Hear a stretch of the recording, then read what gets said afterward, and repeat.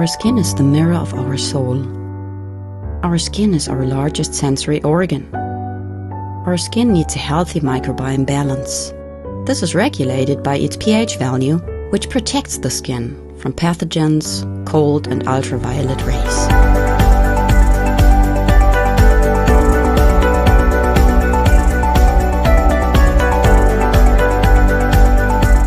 Sebamed protects your skin.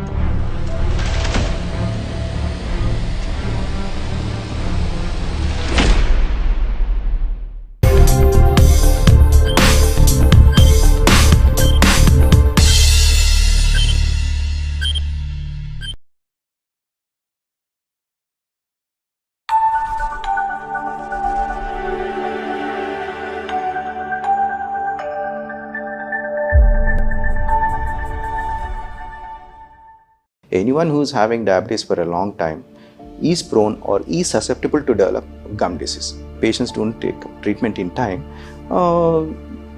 teeth may become loose and eventually the tooth may fall off. So this is one of the significant associations, one of the complications that is associated with a gum disease for a pregnant patient. It is considered as the 6th most important complication of diabetes. Good evening, dear friends. This is Jessila Mujib welcoming you to a brand new episode of BMC Global Live AlHilal Health World Nothing But Lifestyle.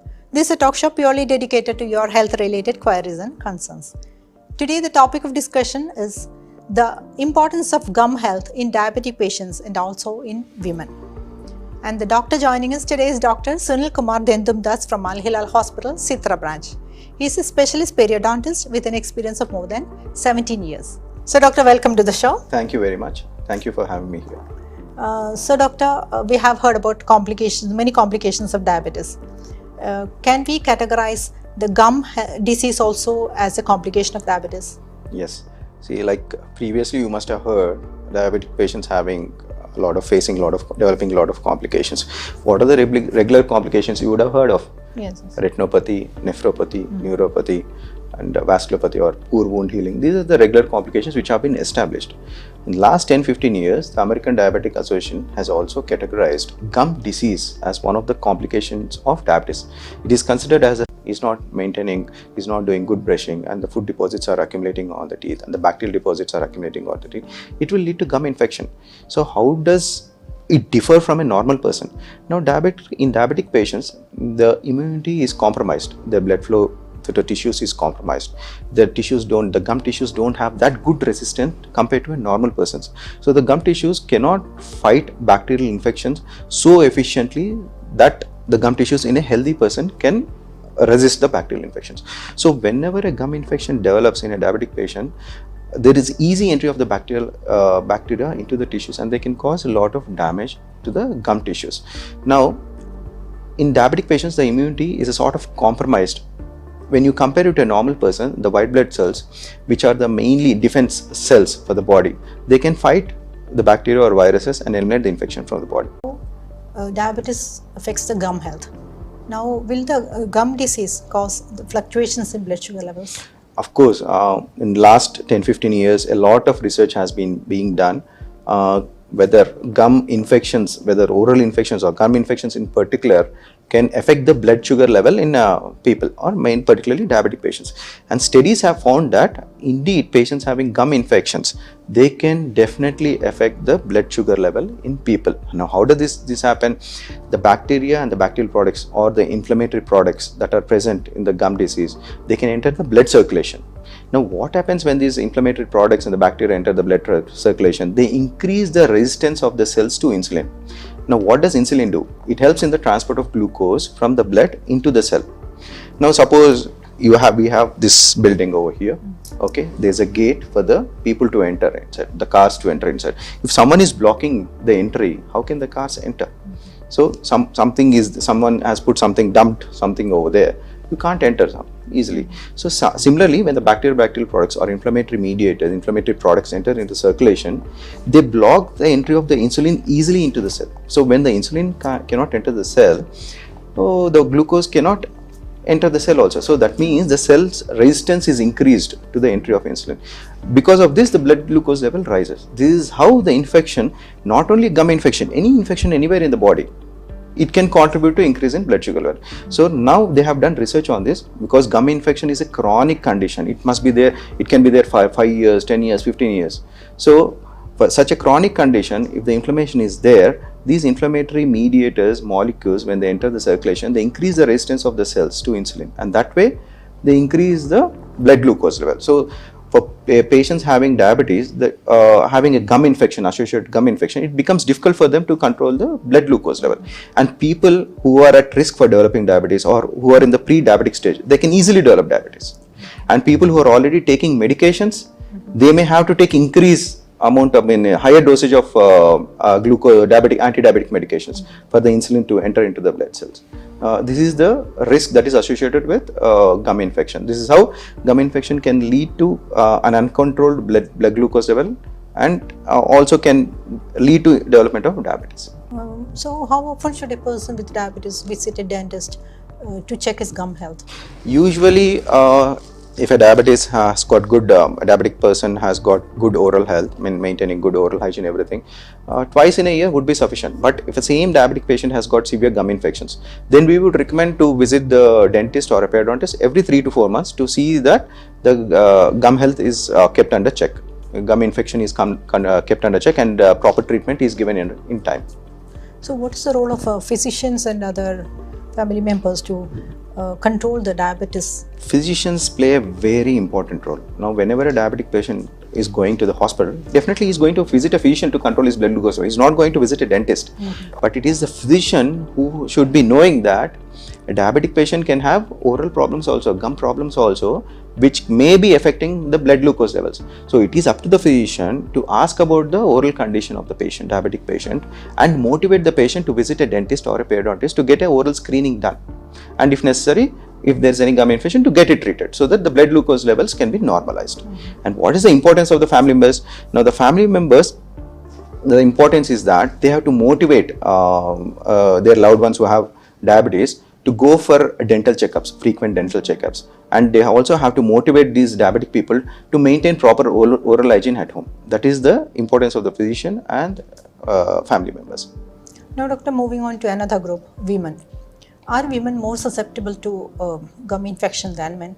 The answer is yes as well as no. No, why? Because when you compare women and men, if both the groups of people are not brushing well, it can cause gum infection. But there is something in women which happens, which is called as hormonal fluctuations. Men do not have that hormonal fluctuations.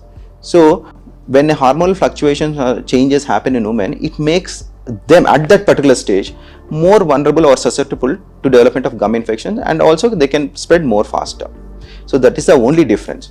So when the hormonal changes are happening in women, hormonal surge is happening in women, they will be more susceptible to develop the gum infections. That's the difference. Now, doctor, you spoke about the hormonal fluctuations in women. So when young girls attain puberty, they are going through a lot of hormonal changes. Yeah. So do they have the chance of gum infections? Yes. So likewise, like I told initially, if a person is maintaining good oral hygiene, they don't have the chance of developing any gum infection. But if you tend to neglect your orals, if you're not brushing well, there is always a chance of developing gum infection for anyone. So now for women, when now we can discuss under three headings: women at the stage of puberty, women in pregnancy, and women after menopause. So when women are undergoing attaining puberty, girls are attaining puberty, we know that there's a hormonal surge happening in the body. What happens when these hormones, mainly the progesterone and estrogen, these hormones, when the levels suddenly, the surge increases, the blood flow to the gum tissues increases. Okay, so when there's so much of blood flow to the gums become very sensitive. So you see that with even minimal amount of food deposits or bacterial deposits on the teeth, it can initiate a very strong reaction from the gums. So you see that for girls undergoing puberty, if there is a mild amount of food deposits which is causing inflammation, you'll see that the gums are very red, so very much swollen, and there's a lot of bleeding. Easily it bleeds. Compared to the same amount of bacterial deposit, if you see in a boy, young boy, he will not have so much of inflammation. Same amount of bacterial deposit, if he's not brushing, that same level of brushing is there in a boy, you may not see so much of inflammation. But the same age group girl who's undergoing puberty, because of the hormonal surge, you'll see that there's exaggerated inflammation, bleeding and swelling. So that is a difference. Now, doctor, can you speak about the chance of gum infections during pregnancy? So yeah, so pregnancy, what happens is that people who are, one thing what I want to tell, people who are planning for a pregnancy or going through pregnancy, the gum health is very, very important. If they are planning for a pregnancy, they should always prioritize seeing a dentist to see if they're not only gums, everything, if oral health is in perfect situation or not. What happens if they neglect it? Same thing, what happens in puberty, same thing happens in a pregnancy also. There's a hormonal imbalance, there is hormonal excess surge of hormone, excess level of production of the hormones in the body. These hormones, definitely what they do is increase the blood supply to the gum tissues, make them very sensitive, and the gums can be easily swollen. There will be hyperinflammation, exaggerated inflammatory response, exaggerated response to the bacterial products, and sometimes these pregnant people can develop gum swellings also. So, doctor, how does gum infection in pregnancy increase the risk of premature birth and low birth weight in babies? Yeah. So studies have found, this is one of the significant association or link that studies have found between the oral infection or gum disease and the preterm low birth weight infants. Now, how does a gum disease cause such a big thing? Whenever a gum infection is there for a long time in the mouth, as I told earlier, there will be inflammatory mediators that will be entering the circulation. So there are a particular set of inflammatory mediators called as prostaglandins. So when a woman is undergoing pregnancy and has an associated gum infection, these inflammatory mediators called as prostaglandins, when the level or the load of this prostaglandin increases, they can stimulate contraction of the uterus and cause premature labor. So when a premature labor happens, the baby born can be having an underweight. So this is one of the significant associations, one of the complications that is associated with a gum disease for a pregnant patient. So it is very, very important that if a woman is planning pregnancy or going through pregnancy, get your oral screening done, get your gum infections treated, so that you can have a very safe pregnancy and give birth to healthy babies. Doctor, coming to another stage, the postmenopausal stage in women, do the hormone changes they undergo causes this gum infection? Gum infection anybody can develop. In postmenopausal women, what happens is that as we know, the estrogen level drops. Now studies have shown that with the drop in estrogen levels, calcium can leach out from the bones, leading to the decrease in bone density, which we call as osteoporosis. Now osteoporosis, what does it do? It weakens the bone. So even the jaw bones are weak. So when a gum infection is there in postmenopausal women, it can easily damage the weakened bone. So there will be faster bone destruction, there will be faster loosening of the teeth, and there will be easy loss of tooth in postmenopausal women. So it is important, people who are undergoing menopause, definitely they should prioritize their gum health and get their gum infections treated, so that they don't lose their bone, jawbone, and don't lose their teeth. And I would request people to please visit us and utilize the services, the premium services that we are giving. We have best of the best doctors, all specialties are available. Please come and utilize the services that are available with us. Thank you. Thank you, doctor. Thank you very much for this wonderful session. Thank you, about the gum health and giving us a lot of valuable information. Thank you very much, thank you for having me here. So viewers, as doctor said, prevention is always better than cure. Take care of your teeth, Stay happy, stay healthy, keep smiling. Till we meet again next time with a new doctor and a new topic, this is Jessila Mujib signing off. Good night.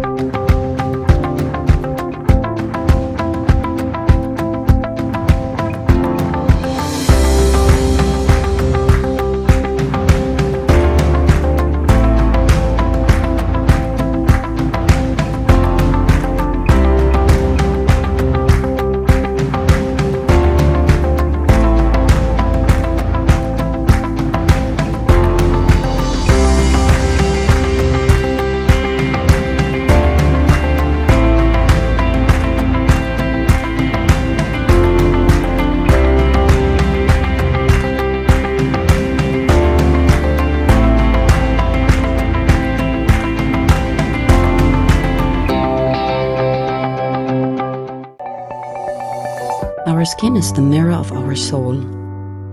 Our skin is our largest sensory organ.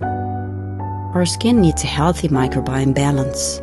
This is regulated by its pH value, which protects the skin from pathogens, cold and ultraviolet rays.